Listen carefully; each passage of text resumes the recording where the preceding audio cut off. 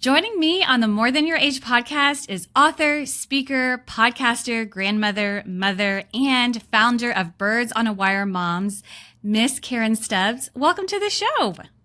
Thank you for having me. I'm so excited to be here. Oh, well, Karen, I feel quite honored to be speaking with you today. When I met you, I can't remember when it was exactly, if it was August or sometime early this fall. I just loved your heart and your story and felt a specialness about you.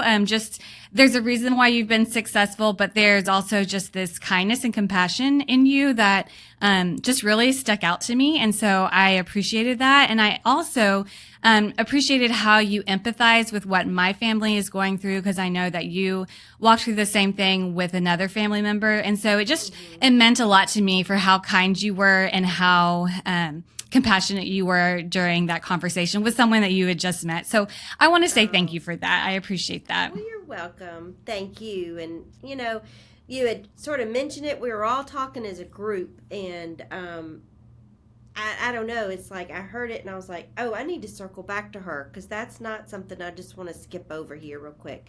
That's very painful. So anyways, thank you. You're sweet. I appreciate it so much. Well, I love how you got to where you are now, because it's not technically a conventional way, nor was it really in your plans based on what we spoke about. You have a huge heart for mothers. And so I'd like to hear about your life for you as a young mother with your husband serving in the Navy. Okay. Well, Greg was a Navy fighter pilot, and we were living in Virginia at the time. I'm from Atlanta, Georgia, this area, and I was far away from my family and my friends and just support group in general. But we started having our family up in Virginia, and Virginia was great. I mean, we loved the area and all that, but it wasn't where my family was from. So I didn't get the mom dropping in and helping, the grandma kind of thing. I didn't get any of that. So, but that's okay. Not a lot of people don't.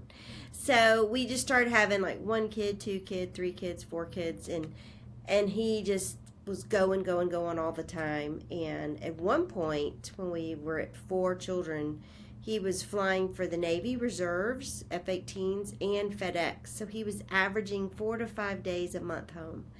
And it was really challenging. It was really hard because he was never home. And so that was my early days of parenting. And you know how we all are. You don't know what you're doing. You're trying to juggle all the balls and keep the house going and keep it clean and keep the kids fed and take them to school and pick up and all the things. And then you got this marriage that you're just like, you're not here. Help me out here. And he just wasn't. I mean, he just was flying. He was gone a lot. And that's just really the time in my life that I really started to lean into the Lord heavily, probably out of necessity. And don't we all get that way? Like, we don't do it till we have to. And just every day I was like, all right, God, you say you're going to meet all my needs. Here they are. And it was very practical. They were very like, I don't know how I'm going to have enough hours in today to get it done. And I would just go through every single day and give God, this is exactly where I am. This is what I need you to do. And he actually met me exactly where I was. It was sort of cool.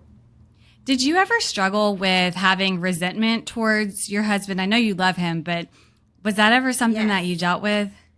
100%, because in my mind, Greg was just getting everything he wanted and didn't have to do any of the hard work, I wanted a family. It's not like, he put a gun to my head. I mean, I wanted 4 children too and all of that, but Greg was living the life, and I very much resented him. And I hate to say it, but I really did, because I'd given up my career. I'd moved away from my family. I'd given up a lot for this family. And then when I look at his life, it's like, oh, you haven't given up anything. If anything, you've added to your plate, and you're just Mr. Wonderful. And everybody around you think you're Mr. Wonderful, but I'm not thinking you're so wonderful anymore. So it's very ugly, but that's the way it was. Well, when he would come home, because you said it would average 4 to 5 days a month where you would get to see him, did you just put on this happy face of, I'm so happy to see you because we're around the children? Or was it, okay, I'm glad you're here. Now it's your turn. I'm going to go take a break. Or kind of how did you navigate those hard seasons? I did a lot of it's your turn, and I wish I could say I was so sweet and, loving and all that, but I wasn't. No, not at all. I was resentful for sure. And I would tell him, like, I can't do this anymore. And he was just like, I don't know what you want me to do. And I'm like, well, I want you to quit flying, the Navy. FedEx was our main bread and butter. I mean, that's what paid the bills. And he got paid with the Navy too. But at one point, he could have gotten out, of the Navy, and we'd been just fine on FedEx. But I did try not to be ugly around the kids, but whenever we were by ourselves in private, I would say, like, this is getting to be too much, and I can't do this. And he just would sort of pat me on the back, and you're doing such a good job, and, you got this. And I'm like, no, I don't. So... I'm not real proud of the way I acted in that stage of my life. Yeah, I would imagine that was really hard. I have several friends whose spouses are also pilots, or they just travel a lot for work. And like when my husband's gone a couple days out of the month, and I'm like, how do people do this? Because it's hard. And then I'm, you had 4 and I'm dealing with 2. And so you just think, man, that must have been really challenging. And you also said that your family, everybody was out of town, so not conveniently located. Were you able to meet other moms? And, everyone says it takes a village. Were you able to find a village, or was it really, no, I really had to rely on the Lord solely and just make it? That's a good question. I did have, friends at church, and I went to a Bible study outside of the church, and I had friends. But the thing about that was all my friends were in the same stage of life I was in. So it wasn't like, and a lot of my friends also had 4 kids. So it's not like, you could take 8 children at your house at one time. You know what I mean? Mm-hmm. So like a lot of swapping. But we would get together, like all of us, and like just have this huge, I had a big backyard in Virginia. And so I'd just say, y'all come over to the house. We'll just throw the kids out in the backyard and we'll just sort of hang out. And we did that a lot. So I had a lot of community around me, but the part of meeting my needs, my physical needs, like just feeling overwhelmed and feeling like I wasn't doing a good job, that's where I really leaned into the Lord. Yeah, I think it's important for people to hear that too, because, know so many women who are just in the trenches, hence why the need for what you're doing is so important. And just needing to rely on the Lord completely. You also said that you gave up your career. What was your career before? I was in commercial real estate, and I was the marketing research director at a company there in Virginia. And so, they were in commercial real estate, and what I did was, like, if they wanted to build a shopping center or whatever, they would, like, what are the demographics in this area? Can they handle this center? We're talking to Walmart, Target, whatever the big anchors were. So they would, I would be helping them decide, yes, this area could handle this. Not that I made the decision, but I did all the research behind it, and then I would present it. And I'd put together packets for big anchors or retailers to see if they could, come in and be in the area. It was really fun. It was a lot. It was very different. We had a development arm of that company, and so I'd ride around with the developers, and they'd be like, okay, we want to put a shopping center here, and what do you think, and blah, blah, blah. So it was a lot of fun. I really enjoyed it. Now, because you did enjoy it, and then you eventually stayed home, was that the plan for you to quit and stay home, or did you just have to because of necessity with your husband being gone? No, that was the plan. I mean, from the beginning, I always wanted to be a mom, and I really always wanted to be a stay-at-home mom, probably because my mom was a stay-at-home mom, and that's really all I knew. So whenever I found out I was pregnant with our first, I told my job, hey, I'm going to quit, whenever I have the baby. And I loved it the first couple months, and then it was sort of boring, And I told my husband, like, maybe I could go back to work, like, part-time. And he's like, no, I just, we didn't really have any family to watch her or anything like that. It would have had to been, like, in a real daycare kind of situation. And we both made the decision, like, no, we don't want to do that. So, not that it was good, bad, or indifferent, but I didn't have to go to work. Mm-hmm. So I just stayed home with her, and then I just sort of figured out, like, all right, I got to figure this out because this is really boring, and I got to figure out what I'm going to do and put some purpose in my life, other than just this little nugget of joy. Mm-hmm. Well, and then you had your first one, and then you had 3 more, so you have 4 children total. Did you, at any point during, I know when the 4th was just a little bit older, were you thinking, okay, I'm going to continue staying home, or did you have intentions of going back into marketing or commercial real estate, or what were your thoughts kind of in that season?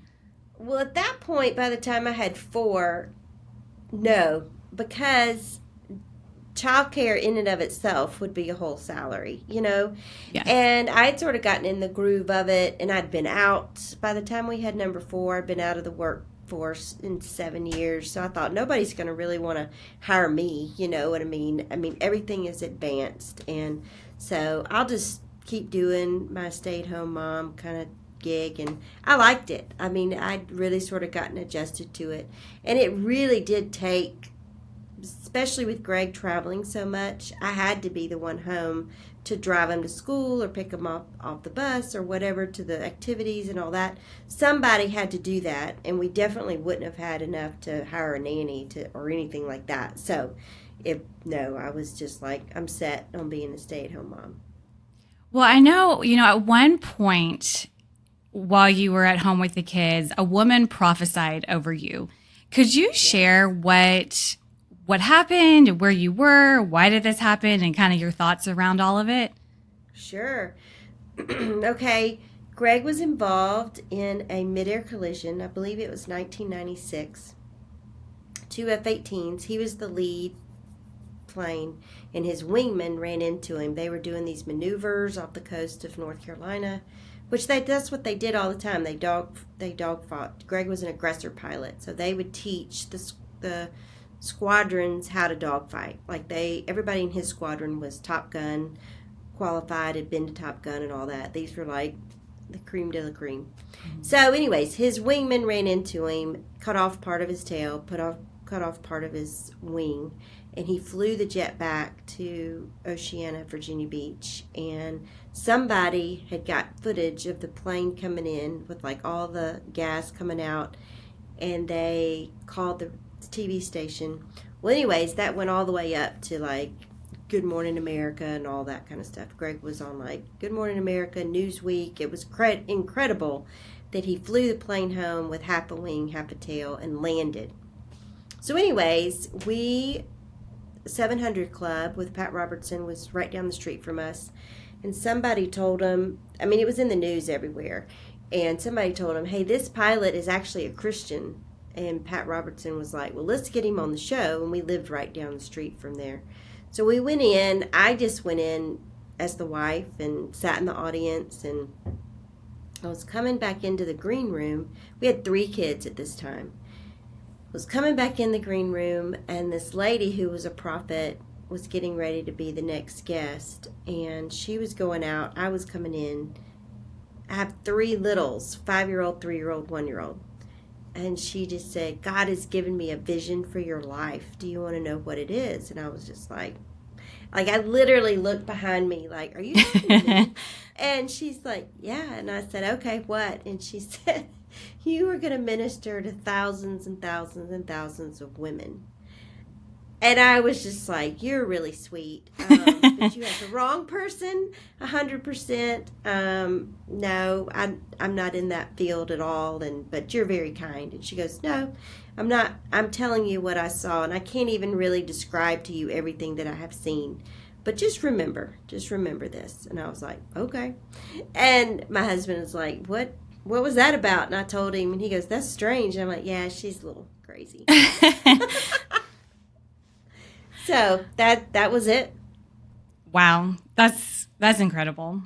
So I would imagine you're hearing this woman say these things. You're going to speak and minister to thousands of women. You're here supporting your husband.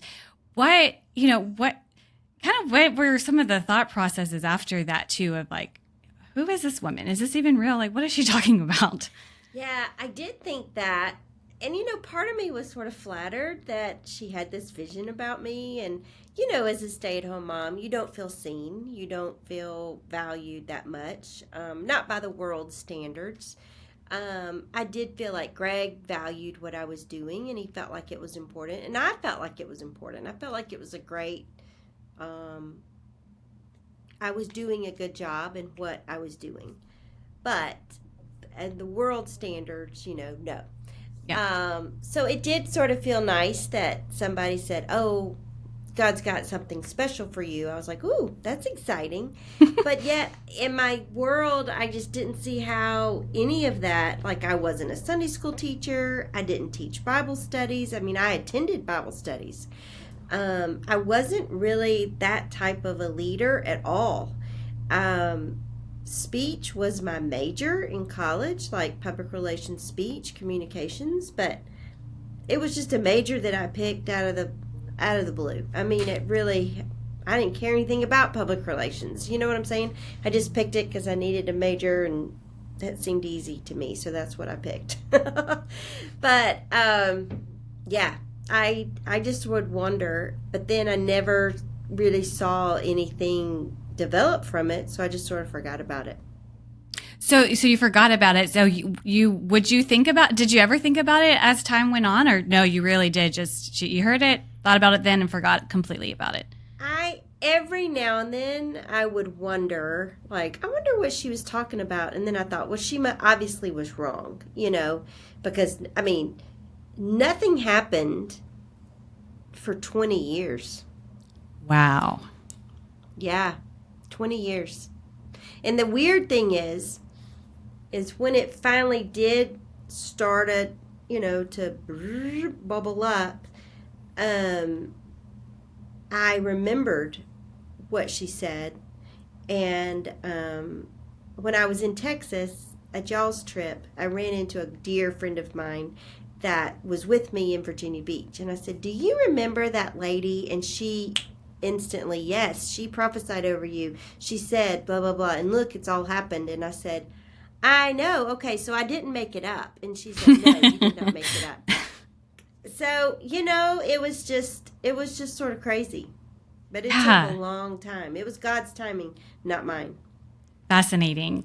Well, okay, so she prophesied, time passes on, you said about 20 years. And eventually, at some point before this, I would assume, you land a job at a church.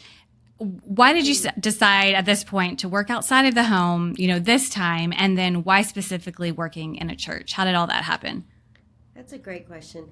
So we moved back to Atlanta, and we were attending a large church, and I was just volunteering like a lot of us do. And one day, the director of the children's ministry called me, and she said, "You've been such a great volunteer." And I'm like, "Well, thank you, And she goes, "Would you like a part-time job?" And I said, "No, I don't need that." And she said, "Well, Abby, our youngest, the rest of mine were in school. Abby was in preschool." And she said, "Abby could go to preschool for free, and we would pay you $10 an hour." And I was like, $10 an hour? Wow, that's amazing. And I told Greg, I could make $10 an hour. And I was serious. I was so excited. And she goes, "Yeah, it would just be 2 days a week. And you could leave the church, after preschool's over and go get your kids from elementary school." And I was like, this is a dream come true.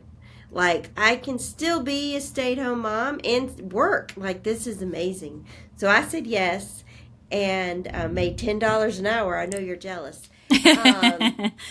But I got free preschool out of it, and actually I ended up loving it because it was just the right amount, being in the home, but being outside, being around adults, and them saying, "Good job, Karen." And I was like, "Oh, good job. I haven't heard that in a long time."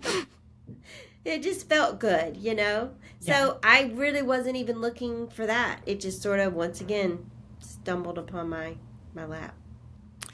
Well, so then you're working there, and eventually, too, at some point, you are noticing, there's a need for young moms at your church. You discover there's a big need. What was this need that you saw, and why was it so important? Well, I left the children's ministry in the church and I started working in the care department. And the care department is just what it sounds like. You take care of the congregation. And so moms started coming. I did a lot of the counseling intakes.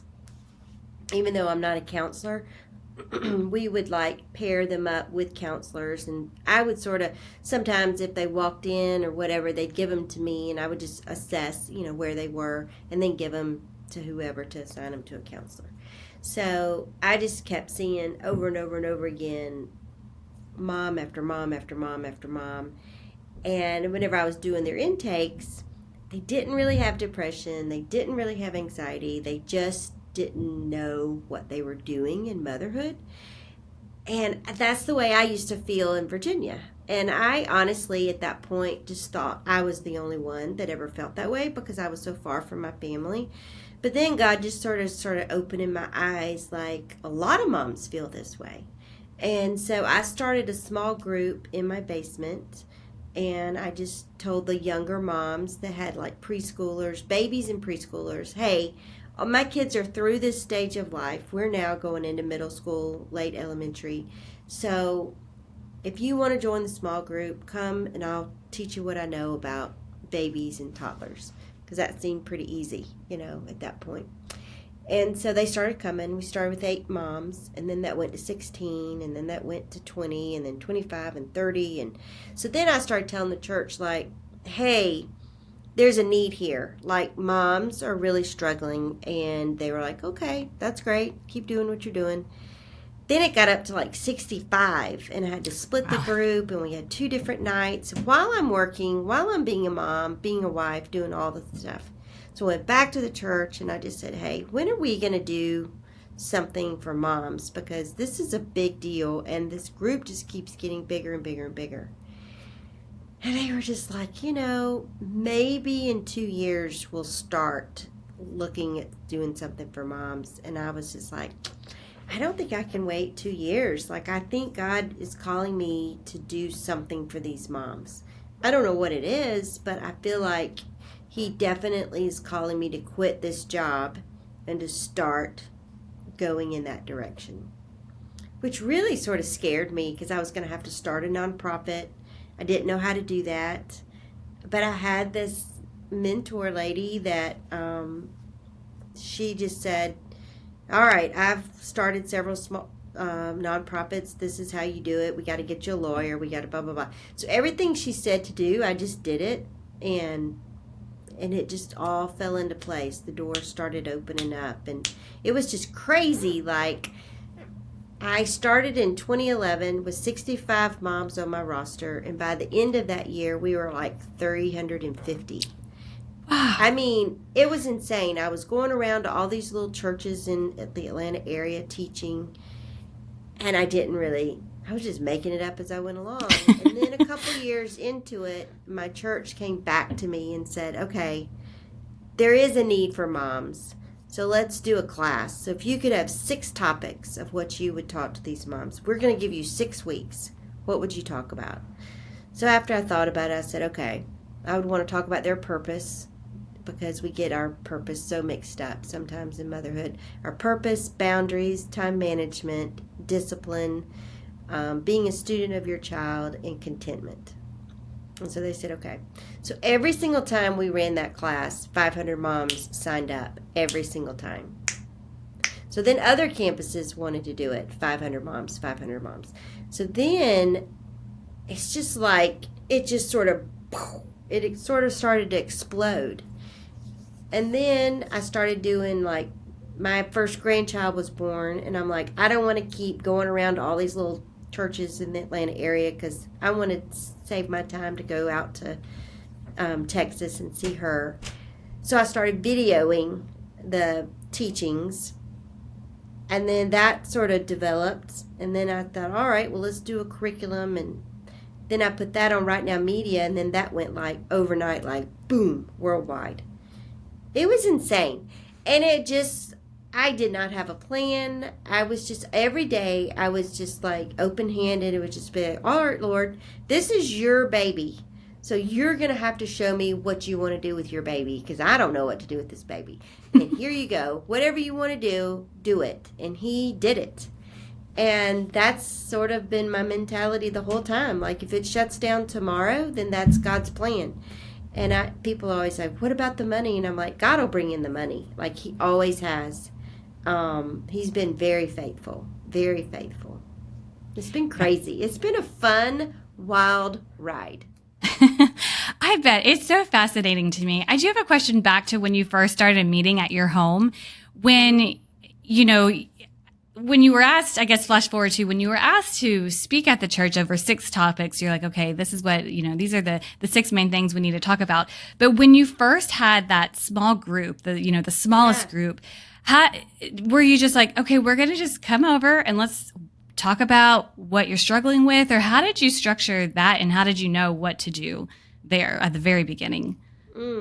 That's a great question. Nobody's ever asked me that question, but that's a good question. We did different things. We would do books. We did the books that had helped me in my parenting journey. So Personality Plus for Parents is all about those, different temperaments, the 4 different temperaments. We did boundaries. I would do Bible studies.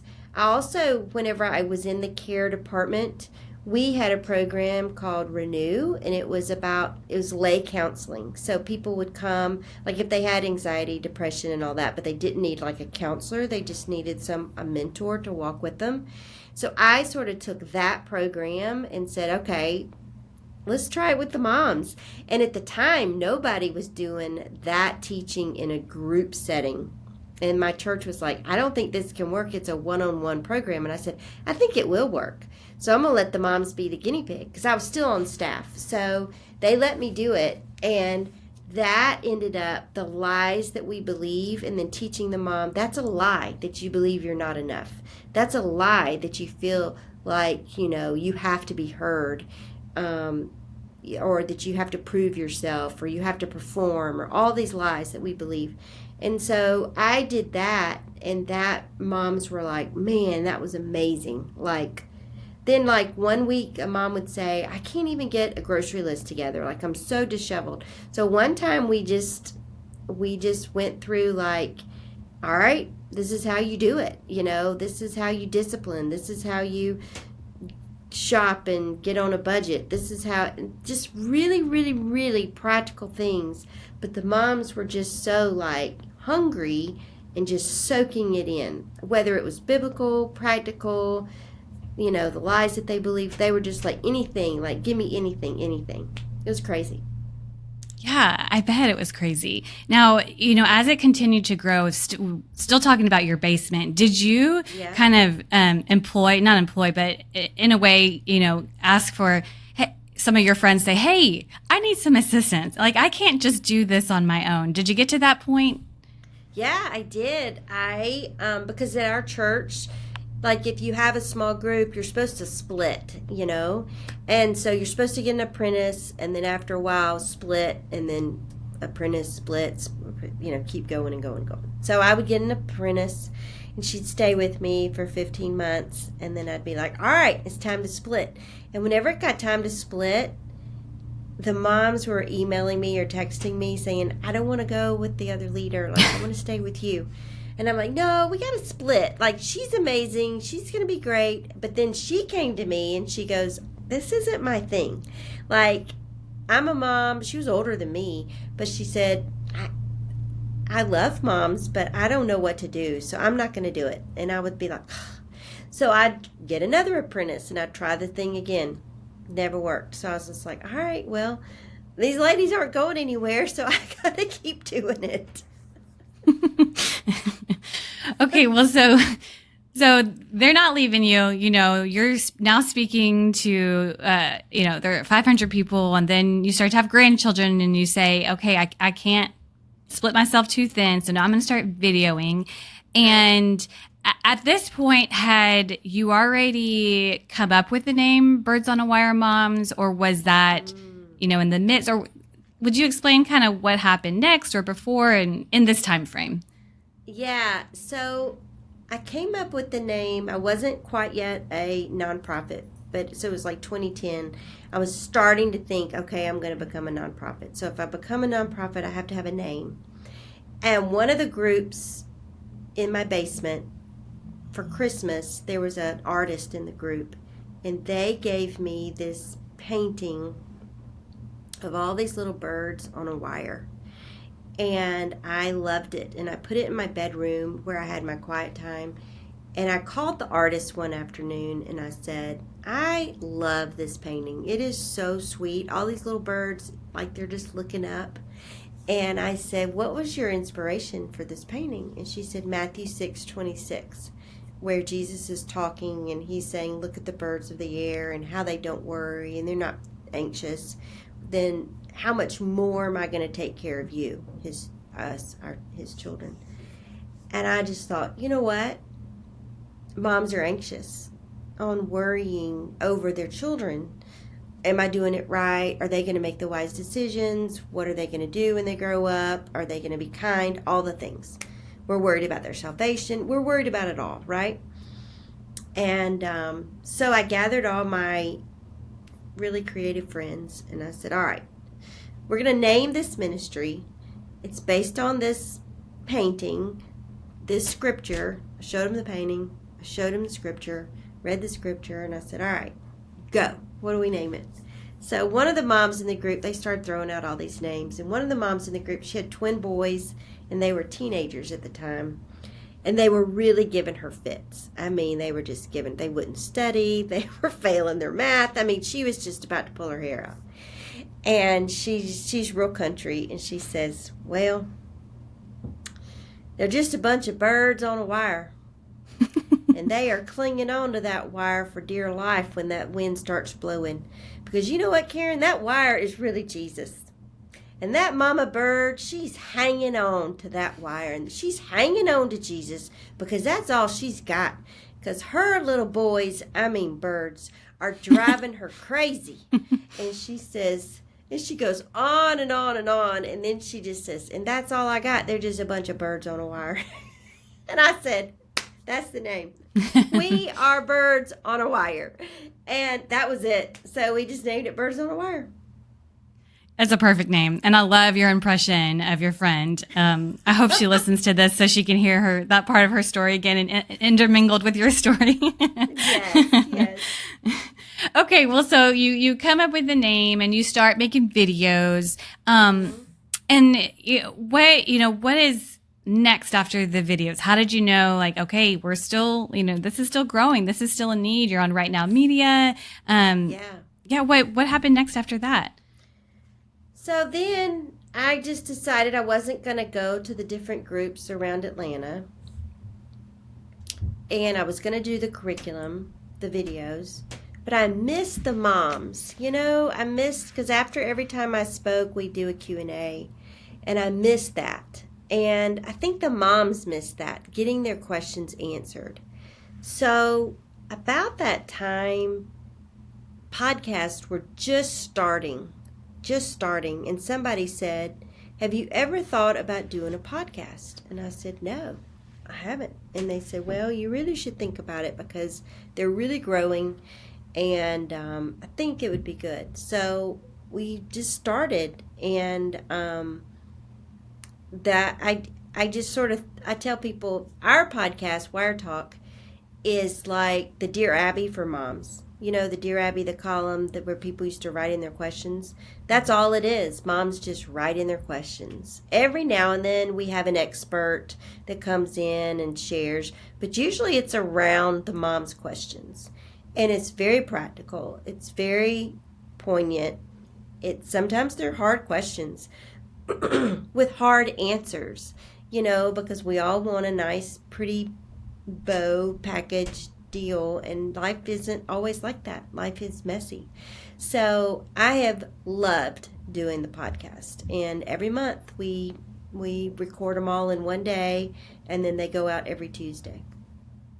I've started listening, and I've really been enjoying them. Ever since I met you, I was like, oh, I need to start listening to them. you. So yeah, I appreciate them a lot.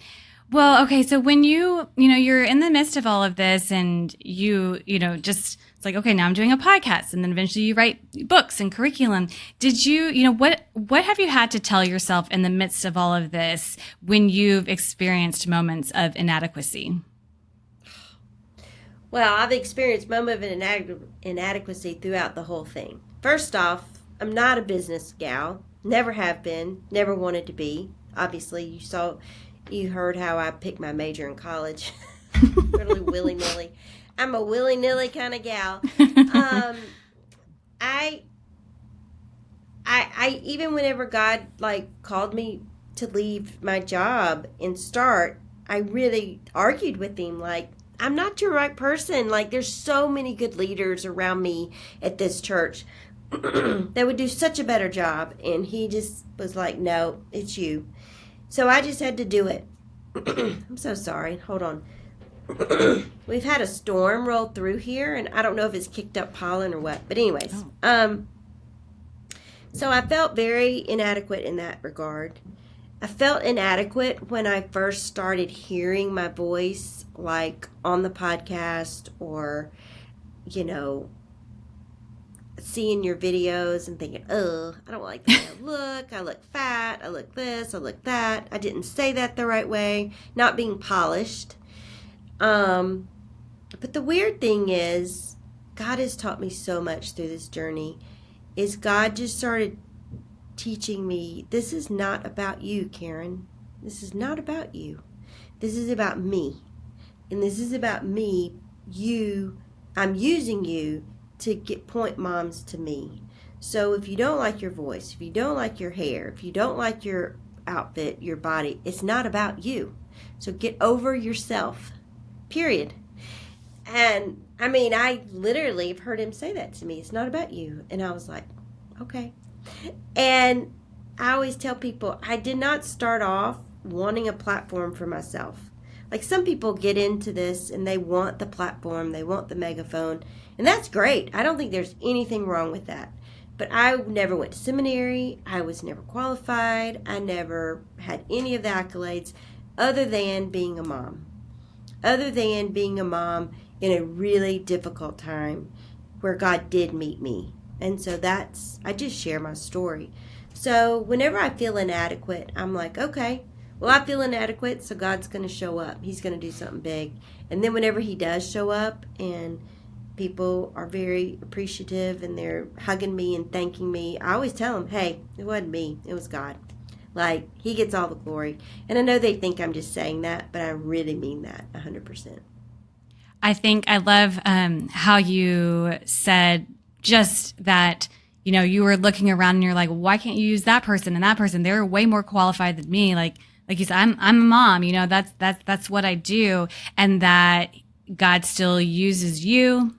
You just all through scripture as well. The people that he used, everyone is inadequate, and it's the ones who are humble and the ones who don't feel like they are qualified or they're gifted. And God's like, no, I'm calling you. And I think it's so important too that you said that it's not about me. It's about what God is doing and the work that God is doing. Because even if, like you said, if somebody is wanting some type of platform, if we still make it about ourselves, then I think we're missing the point. I know we're missing the point. And so I appreciate you saying that, because I think it's important for people to hear that even if we're in the midst of struggling with whatever, we want to work on that. But in the end, whatever we're doing, it shouldn't be just about us. Exactly. And I also think that one reason it took 20 years to come to fruition is God had to work in me for 20 years. You know what I mean? Mm-hmm. He really did. And he had to break some things down in me, pride and other things, so that I would be humble, if that makes any sense. And we're not going to get into that today because we don't have enough time. But in those 20 years of waiting, he was refining me for sure. Mm-hmm. Yeah. Yep. And I think it's also important for other people if they feel like, nothing's happening, what's going on? It's like, well, it still may not be as grand, but like you might just be in this waiting process because God's working on you to do Yeah. something else that's bigger than you.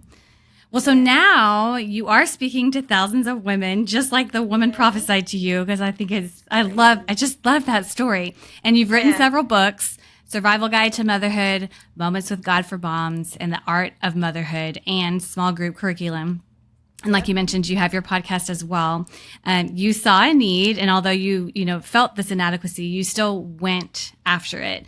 At first, you were discouraged to pursue this need because you were told there really wasn't a need initially, and then still went after it. So, what would you say to the listener, mom or not, who feels called to pursue something but has encountered negative responses from people they trust or that they work with?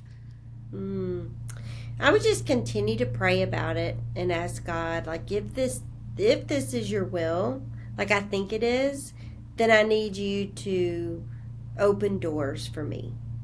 And if He opens a door, you need to walk through it, even if the door is really big and it scares you, or even if the door is really small.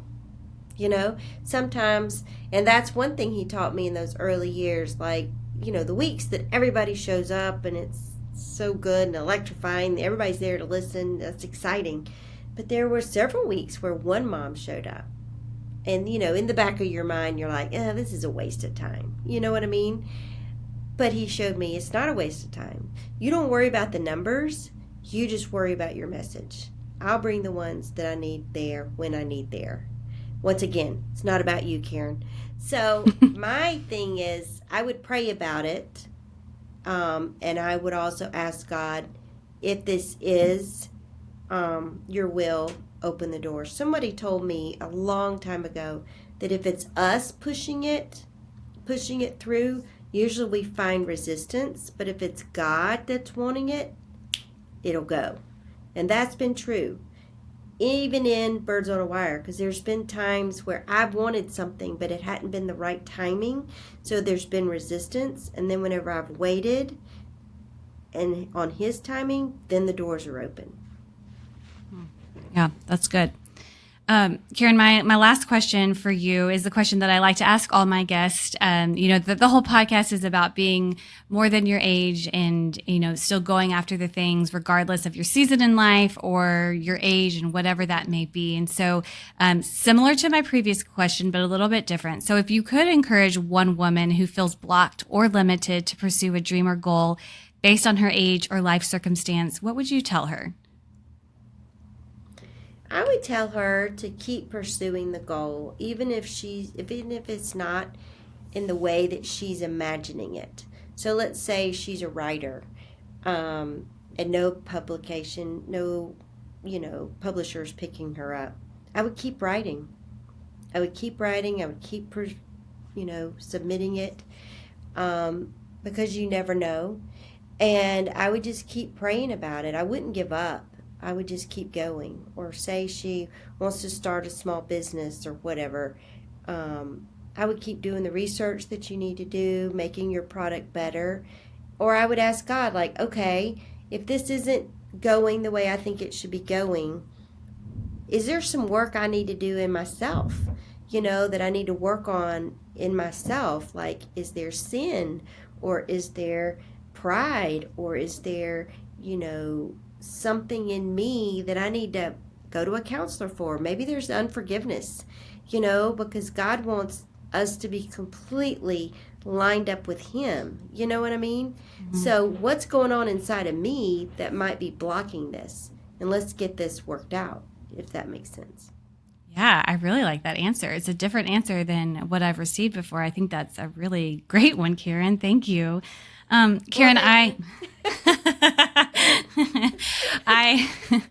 just like when I met you, I was like, oh, this woman is very special. I would love for you to just share with the listeners, especially, if people don't know who you are and have just learned about Birds on a Wire Moms right now, if you just want to share about your website and your books and curriculum or anything that you want to let people know how they can get a hold of you. And I'll also put this information in the show notes too.